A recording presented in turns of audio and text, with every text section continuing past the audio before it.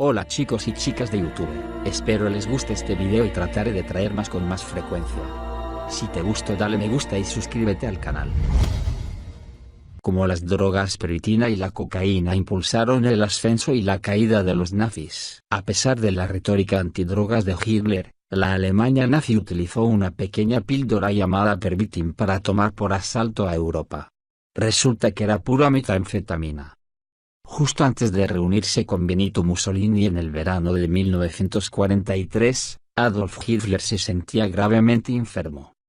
Aún así, no podía abandonar una reunión de poder del Eje, por lo que el médico personal de Hitler inyectó al Führer una droga llamada codalcroxicodona combinada con cocaína para animarlo. El médico tomó un riesgo significativo al hacerlo. Después de todo, Hitler era propenso a aferrarse a sustancias adictivas y se negaba a dejarlo ir. Pero en este caso, la inyección parecía justificada. Hitler se duplicó con estreñimiento violento y espástico, negándose a hablar con nadie. Inmediatamente después de la primera inyección y a pesar de los deseos de su médico, Hitler revivió una nueva inyección. Hitler se fue a la reunión con el entusiasmo de un soldado de la mitad de su edad. En la reunión con Mussolini, Hitler habló durante varias horas sin parar. El dictador italiano, que se sentaba masajeándose la espalda, frotándose la frente con un pañuelo y suspirando, tenía la esperanza de convencer a Hitler de que dejara salir a Italia de la guerra. Él nunca tuvo la oportunidad.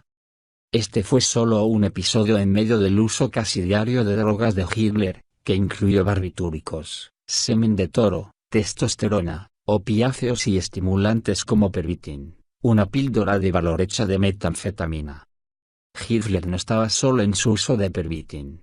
A lo largo de ese periodo, todos, desde soldados alemanes en el frente hasta amas de casa menopáusicas, consumieron Pervitin como caramelos.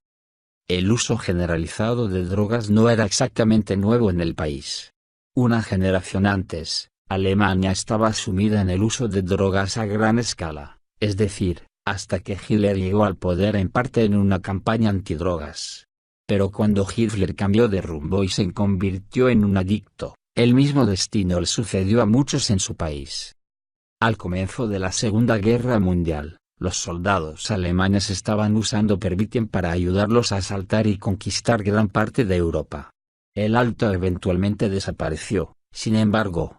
Al final de la guerra, cuando la arrogancia había desatado a los nazis de la realidad, los soldados usaban drogas como el Pervitin simplemente para sobrevivir. Aunque más tarde llevaría al Tercer Reich a un periodo de uso intensivo de drogas, Adolf Hitler utilizó por primera vez una plataforma radical antidrogas para tomar el control del Estado. Esta plataforma fue parte integral de una campaña más amplia basada en la retórica anti-establishment.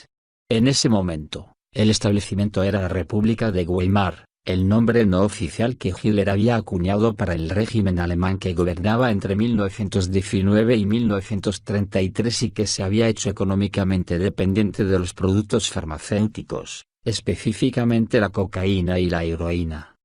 Para darle una idea de la escala de esta dependencia, el año anterior a los vencedores de la Primera Guerra Mundial obligó a la República a firmar el Tratado de la Convención Internacional del Opio en 1929. Solo Berlín produjo 200 toneladas de opiáceos.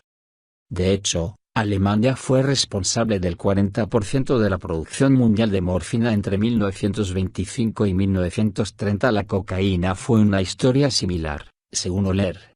Con todo, con su economía destrozada por la Primera Guerra Mundial, la República de Weimar se había convertido en el narcotraficante del mundo. Hitler no era un fan de eso.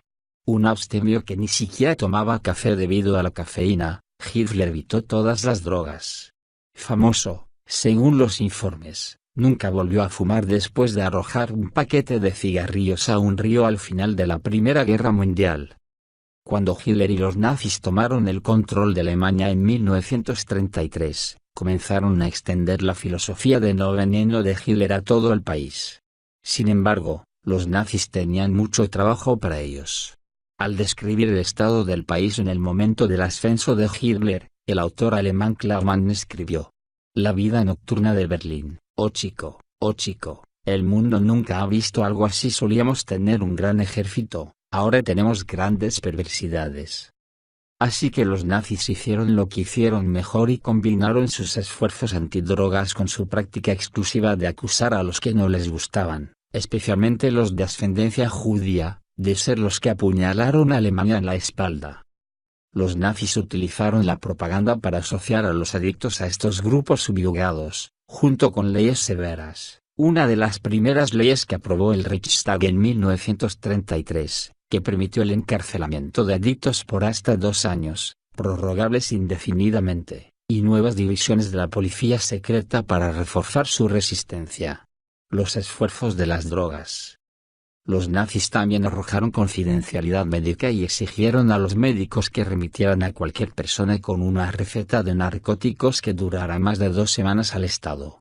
Los nazis cortaron a los que pasaron la prueba de etnicidad y pusieron en prisión a los que no lo hicieron, enviándolos a los campos de concentración. Los infractores reincidentes sufrieron la misma suerte. En la superficie, este cambio a gran escala de la drástica dependencia de las drogas parecía un milagro inducido por los nazis.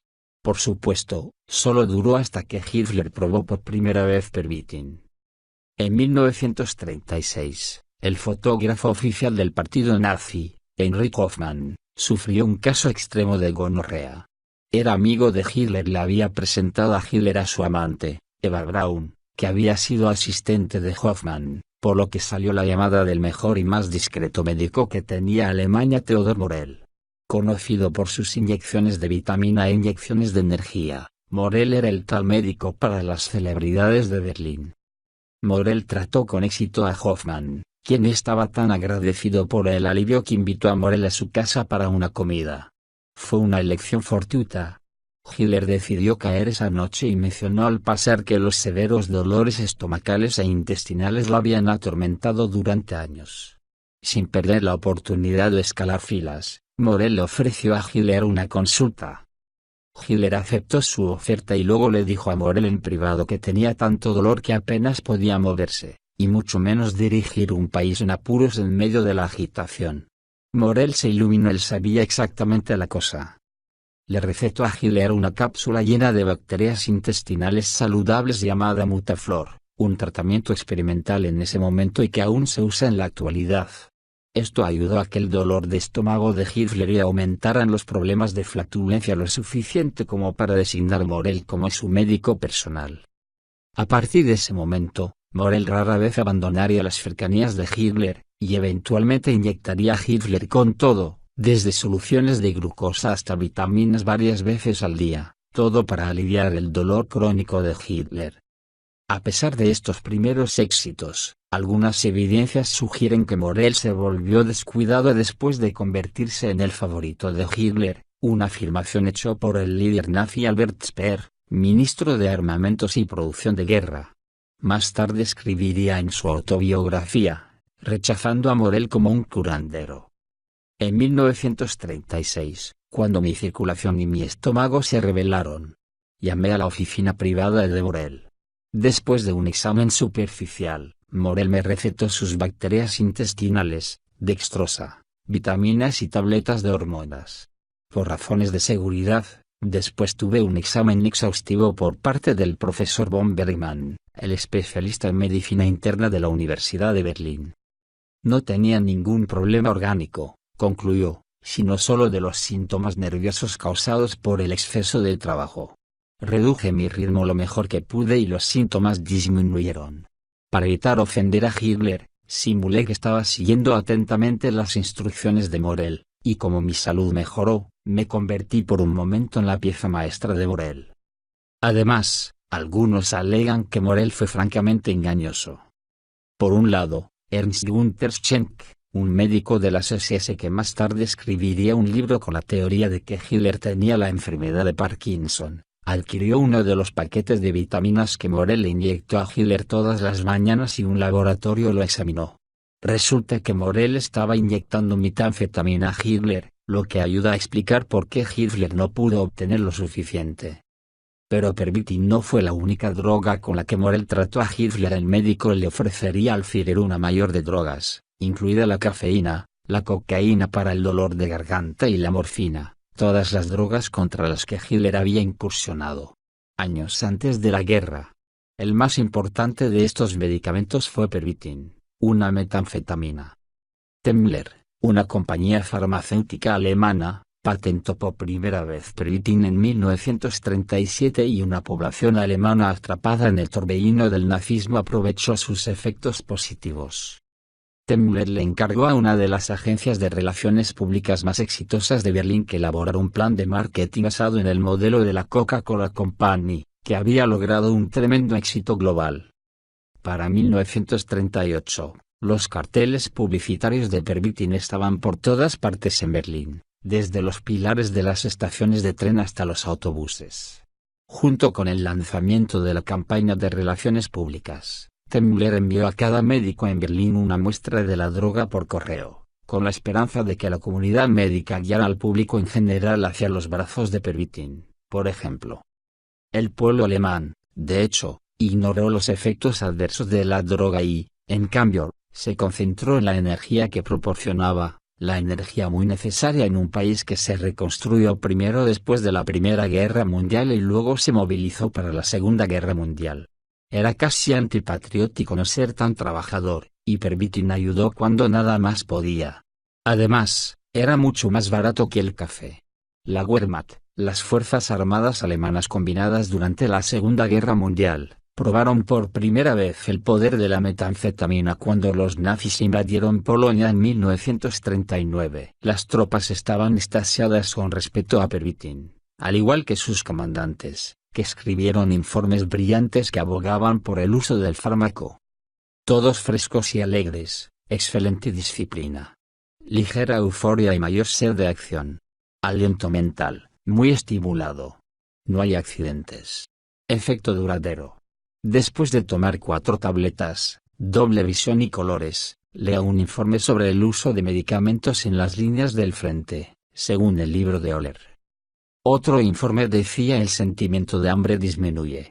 Un aspecto particularmente beneficioso es la aparición de una necesidad vigorosa de trabajar. El efecto es tan claro que no puede basarse en la imaginación. Pervitin permitió a los soldados resistir los días en el frente, que consistían en poco sueño, traumas abundantes, estómagos vacíos y obediencia violenta forzada, mejor que cualquier otra cosa. Por supuesto, hay consecuencias en la distribución de millones de píldoras adictivas a tantos soldados. La adicción se convirtió en un problema, ya que los nazis enviaron 35 millones de unidades de Pervitin y sustancias similares a las tropas del ejército y de la Fuerza Aérea solo en abril y mayo de 1940. Las cartas recuperadas del frente muestran a los soldados escribiendo en casa, pidiendo más Pervitin a cada paso. Todos, desde los generales y su personal hasta los capitanes de infantería y sus tropas, se hicieron dependientes de la metanfetamina. Un teniente coronel encargado de dirigir una división Panzerersatz describió el uso masivo de drogas en términos inequívocos, escribiendo en un informe: Pervitin se entregó oficialmente antes del inicio de la operación y se distribuyó a los oficiales hasta el comandante de la compañía para su propio uso y se transmitió a las tropas debajo de ellos con la clara instrucción de que debía usarse para mantenerlos despierta en la inminente operación. Había una orden clara de que la tropa Panzer tenía que usar Pervitin. Él había estado usando la droga durante las batallas durante 4 semanas diarias, 2 veces 2 tabletas de Pervitin. En el informe, se quejaba de dolores de corazón, y también mencionó que su circulación sanguínea había sido perfectamente normal antes del uso de Pervitin. La escritura estaba en la pared, y la gente se daba cuenta. En 1941, Leo Conti, el Führer de salud del Reich nazi, finalmente tuvo suficiente y logró clasificar a Pervitin por debajo de la ley del opio del Reich, declarándolo oficialmente un intoxicante y haciéndolo ilegal. El principal funcionario de salud del Tercer Reich creía, escribiendo en una carta, citada en el libro de Oller, que Alemania, toda una nación, se estaba volviendo adicta a las drogas y que las perturbadoras secuelas de Pervitin eliminan completamente el éxito totalmente favorable alcanzado después del uso. La aparición de una tolerancia a Pervitin podría paralizar a sectores enteros de la población. Cualquiera que busque eliminar la fatiga con Pervitin puede estar bastante seguro de que conducirá a un agotamiento progresivo de las reservas de rendimiento físico y psicológico, y finalmente a una ruptura completa. Los efectos a largo plazo de la metanfetamina en el cuerpo humano son realmente desastrosos. Es muy probable que la adicción se trague a los usuarios, y con esa adicción viene la depresión, las alucinaciones, la deshidratación severa y la náusea constante. Los médicos nazis sabían que estos efectos secundarios no podían resolverse con periodos de descanso cortos, pero no podían hacer nada para prevenir el abuso de Pervitin.